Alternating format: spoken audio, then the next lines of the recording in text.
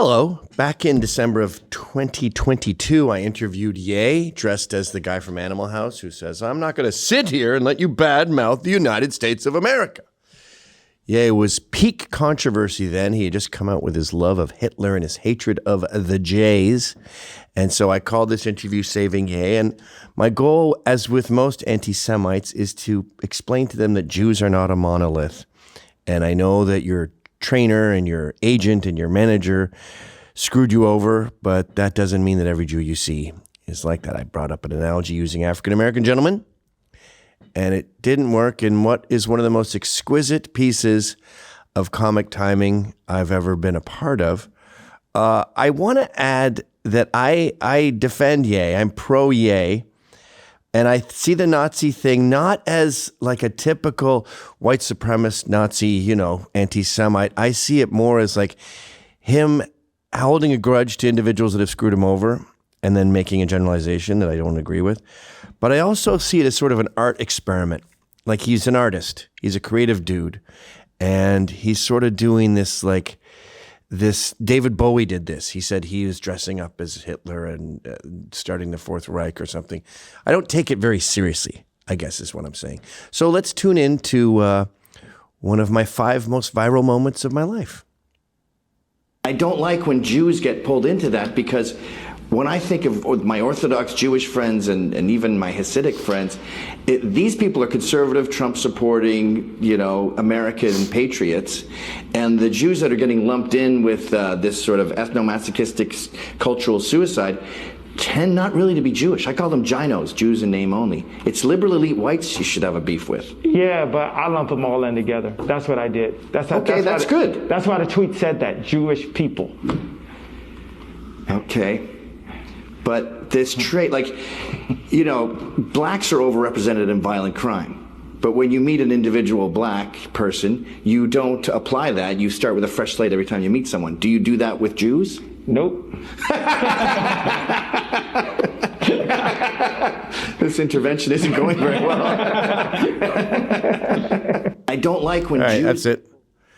He didn't really like me when we first met. He's very wary of outsiders, which makes sense. So is Nick Fuentes, actually. And you understand that. They both had death threats and had their lives destroyed in many ways. He really got mad when he said, "Do you think I could win the presidency?" I go, "Oh, I thought that was all an art project. No, I don't think you can." But then we started making sex jokes. And excuse my noticing of a pattern, but I found with black people, when we joke about sex, it tends to be a bond thing. He said, "I don't masturbate because I'm a Christian now. I follow the Bible, but I got to get laid. I got to get married." Very romantic, isn't it?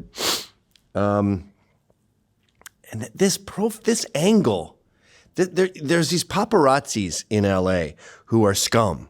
There's a whole hierarchy. TMZ are like the elite pops, but then they pay like gangsters $100 to go shove Justin Theroux when he's with Jennifer Aniston or something, and then get a picture of him falling.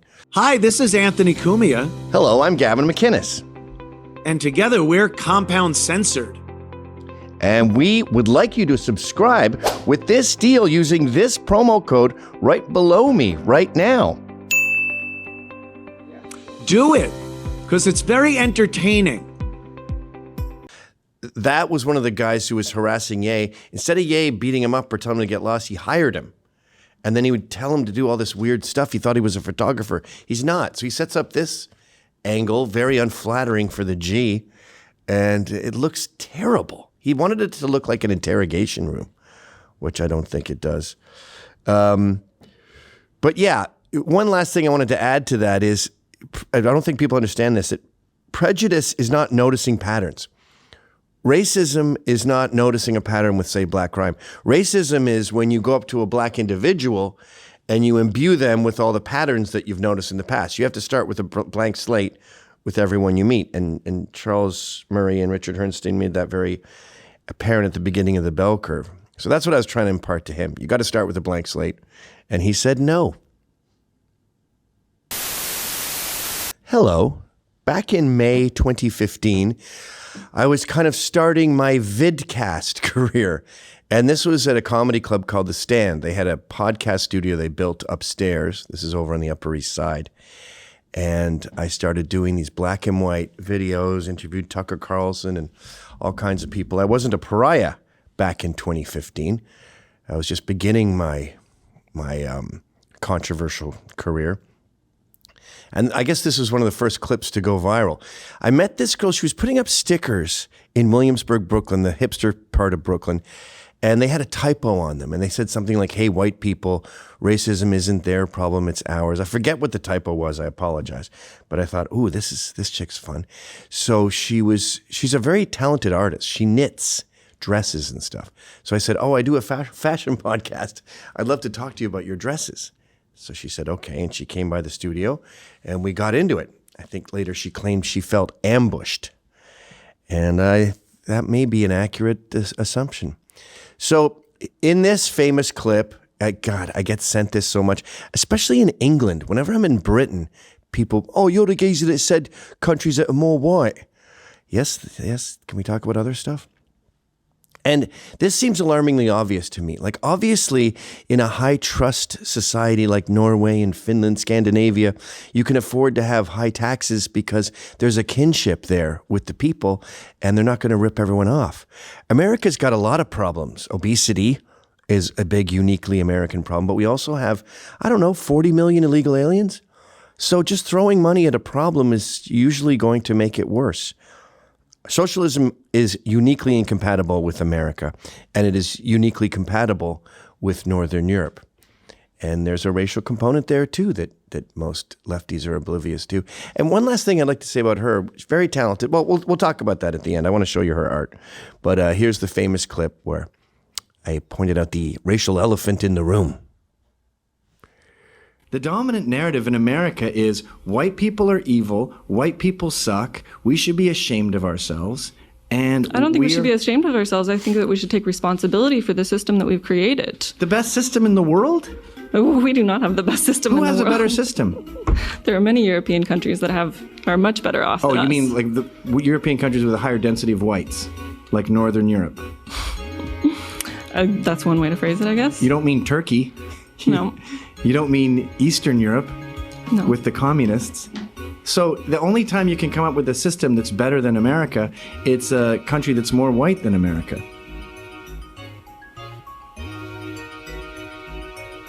I don't understand. I don't know what to say to that. So. The dominant narrative. I didn't have glasses on. I forgot to take my glasses off. Yeah. That's the truth. Show her art, show her website. Heather Marie Scholl, I think, is her name. And I sort of went, after that humiliation, I just went, oh, okay, so she's out of activism forever. She's going to hang up her tongue choker. But no, still, I would still see her at rallies and stuff. And I don't get it. Like, if you want to help black people in the hood, if you're anti-racist, they don't need rallies. They don't need signs. They don't need money. Their uncle got them new Jordans. They need time. So go to the hood, go to East New York, go to Bushwick, and show them how to knit and show them how to paint. Spend time with fatherless young blacks. That would really help. The rest of this shit doesn't help, which is, that's the classic thing with these lefties. They don't really want to help. It's all fashion. And it's funny that I brought her there on the auspices of discussing fashion, and that's really what most leftist politics are. They're just being fashionable. So this is what? Back in March 2014, I used to do Hannity's show quite a bit. Like the guy, he had me on the show quite a lot. In fact, I did his radio show the week before with Tamara Holder here. And she had said to Sean, I think she's friends with his wife, she said to him, you know any single guys? I think she asked me too. And I'm like, I did. You're too old now. I didn't say it quite that, but that's the way it is in New York. I call it an elephant's graveyard for ovaries. You should not go there to meet a man. You're not going to find one. 1% do. It's a lottery. And she had waited too long. She was like a CBD lawyer or something. I got along with her great. And I think she's using some sort of comic hyperbole to funny up this scene. She's exaggerating. Although this went so viral, it kind of defined her for a while. And I remember seeing her a couple months later at the Fox studio, and I just walked right by her. I didn't recognize her. She had like Botox and stuff, and I didn't recognize her. She was a different person. So that's the context of this. I'm not antagonizing some random chick I'd never met before. I knew her, and I was trying to impart to her the importance of settling down. You know, Sex in the City has committed genocide. In a sense, it's taught a whole generation of women that they're badass bitches and they're going to go dominate New York City and collect Milano Blahnik shoes and sleep with everything that moves, and that's going to make you miserable. Even the woman who wrote it, I think, Candace Bushnell or something, she totally regrets writing that and telling all these girls that they don't need to get married or settle down. So for all the damage that kind of propaganda does, I was trying to undo it and say, ladies, trust me. And by the way, this is not some fake seersucker suit. It's not great. It's J. Crew, but it's not fake. Go ahead.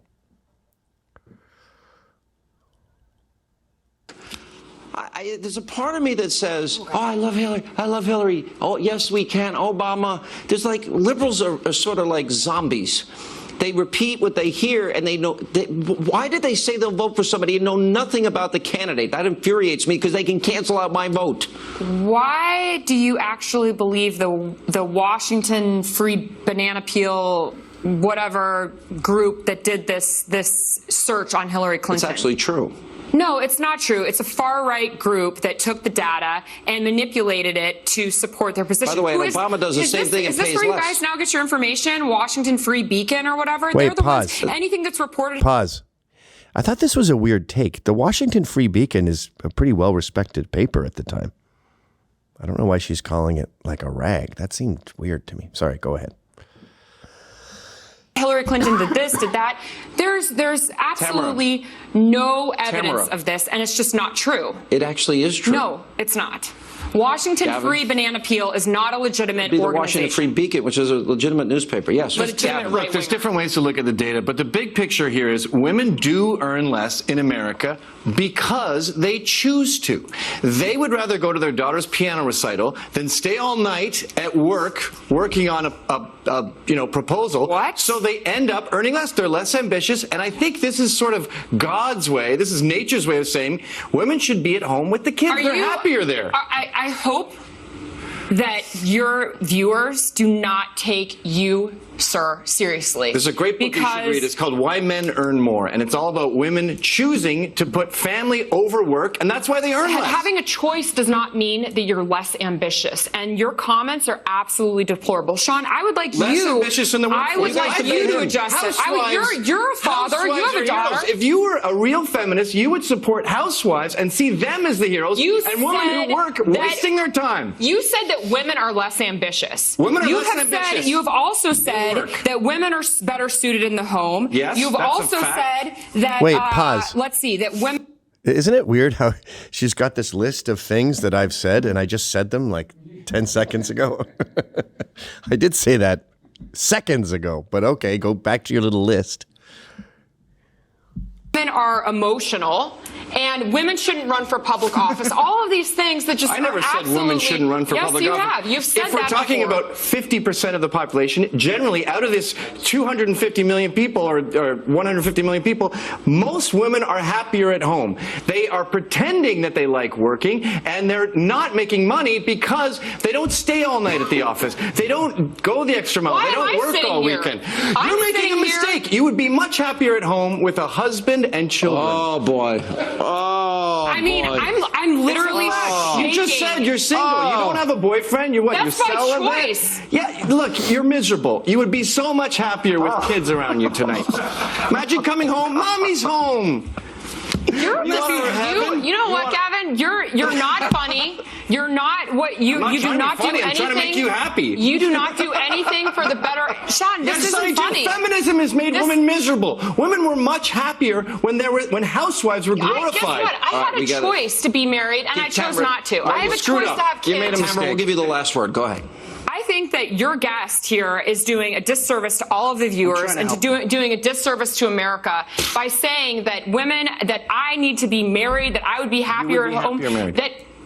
You're what, miserably married? Just because No, I'm just ecstatic. having a I'm ring trying on, to share my joy. You should see my little not 2-year-old. everybody has the same life pattern as you, I okay? know, it's the fall and not of the everybody West. wants to It's marry the death somebody of the West in a world. bootleg seersucker suit It's the end of and go home to that. civilization. I don't want to go home to that. You don't have to go home to me. Go home to a hunk. Oh, gosh. Jesus. This is absolutely disgusting. And Sean, I you have should nothing to actually say. speak You up do. for the viewers today and let them know I that think your we- daughter should have a choice. I think course women you do should have a have a choice. choice. Absolutely, of course. No one's saying I agree with women that. shouldn't have a All right, choice. when we come back. That whole women should have a choice thing. When I say women would be happier at home, the implication is that I'm a dictator, I'm Mao, and I'm going to drive a paddy wagon around to all these different offices, even the ones that are wearing false mustaches. I'm going to grab all the women, throw them in the paddy wagon, take them back to the kitchen. How do I stop them sneaking back into work? I'm not magic. Of course, women should have a choice, but they've been brainwashed into thinking that they love it. And look at their jobs. It's like HR. It's always running the restaurant's Facebook page or getting someone in trouble for some inappropriate comment. I mean, it never really enriches the business. Of course, there's exceptions. There's Barbara Corcoran and there's exceptional women like Maggie Thatcher. No one's denying that there's exceptions, but generally it's just a fact. And there's studies that show that feminism has made women miserable. They identify as less happy since they've been liberated from the kitchen. Sean, I texted you the book I was talking about. Yeah, Why Men Earn More. And it's a feminist, Warren Farrell. He's not happy about his research. And basically he discovers that, yeah, women choose less lucrative positions and they don't have this sort of, for lack of a better word, lust. They don't have the economic libido to stay late and to innovate. And they're really just sort of clocking in. And that's all I was funny. It was funny hearing the crew laugh in the background, the camera guys. That one doesn't get old. Oh the my boom operators. It's hard to laughing. underestimate how big the pay gap thing was at that time. That was like one of the biggest. Well, that's things. what that book debunks it. So yes, they earn less, but it's not for the same work. In fact, it's literally illegal to pay them less for the same amount of work. You're not allowed to do that. It'd be a massive lawsuit. And the other easy way to refute it is if they were so much cheaper, then you just hire them. Illegal aliens are cheaper and everyone hires them. Hannity used to start every show. He'd see me in the green room and he'd go, "Don't fuck this up." And I always did. So back in February 2017, I did the Joe Rogan podcast. I did it twice around that time, both about a year apart. They're both banned. This was 920, number 920. I forget what number the other one was. But I dared to point out the problems of Muslims and inbreeding. If you ever want to show someone this boring fact, I recommend you find an article where the byline is a weird sounding name, Muhammad Marakba or something. If it's done by Lizzie Douglas, people are going to call it racist, but it's a fact. It's well acknowledged in the Islamic community. It's funny how whenever I bring this up, people bring up like royalty or Hasidic Jews or hillbillies in Appalachia. The Jewish community works hard to make sure this isn't a pattern. And so the royal family eventually figured it out too. I don't know about hillbillies. I think that's overstated, by the way. But in all cases, yeah, inbreeding bad. It's not like I'm saying no one but does inbreeding but this group and they suck and blah blah blah. I'm obviously not saying that with nil.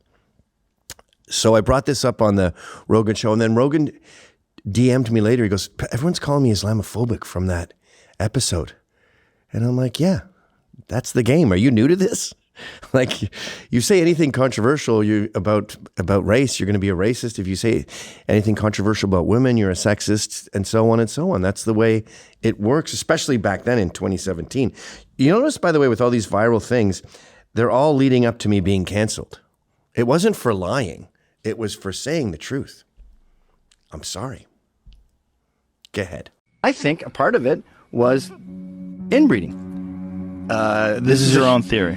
No. Look at Someone else has a Muslims and theory? inbreeding, major problem. I've never heard this before. Especially with immigrants in Britain, like the Pakistanis in London, they'll have all kinds of serious inbreeding problems because that's an even smaller sample size you're dealing with. Strap yourself in for this. 70% of all Pakistanis are inbred. And in Turkey, the amount is between 25 to 30%. more stillbirths among immigrants. A rough estimate reveals that close to half of everybody living in the Arab world is inbred. A large percentage of the parents said, this is blowing my mind. So listen to the BBC investigation in Britain several years ago revealed that at least 55% of the Pakistani community in Britain was married to a first cousin. Holy BBC's research also discovered that while British Pakistanis account for just 3.4% of all births in Britain, they accounted for 30% of all British children with recessive disorders and a higher rate of infant mortality. What in the Labour Party MP has called for a ban on first cousin marriage. Medical evidence shows that one of the negative consequences of inbreeding is a 100% increase in the risk of stillbirths. Wow. That is insane. I also read somewhere that a lot of the symptoms of inbred people are irrational rage, fanaticism, and they end up just describing ISIS. Look at what it says here, that with the IQ points, it says findings on intelligence. Research shows that if one's parents are cousins, intelligence goes down 10 to 16 IQ points.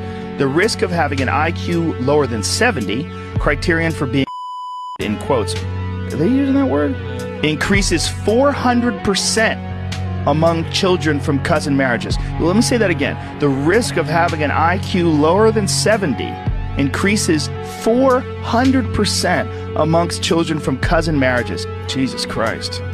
And why don't we know this? Because people don't like the truth. Islamophobia. They don't like being called Islamophobic by even discussing it. Like, we're going to be called Islamophobic for even bringing this up. Information has to come out. You blew my... It's funny how he said, we're going to get called Islamophobic for saying this. And they absolutely, then he did. And he's going, why is everyone calling me Islamophobic? You predicted it. I forgot he predicted it. And I'm not crapping on Joe Rogan. He got $90 million from Spotify. I couldn't imagine a level of douche where I was like, you killed my apps? You should have said no to the 90 million. Was it 90 million a year? Was it 90 million? Whatever it was. Sorry, Joe, you can't build a mansion in Beverly Hills and have a penthouse suite and send your daughter to college in Italy.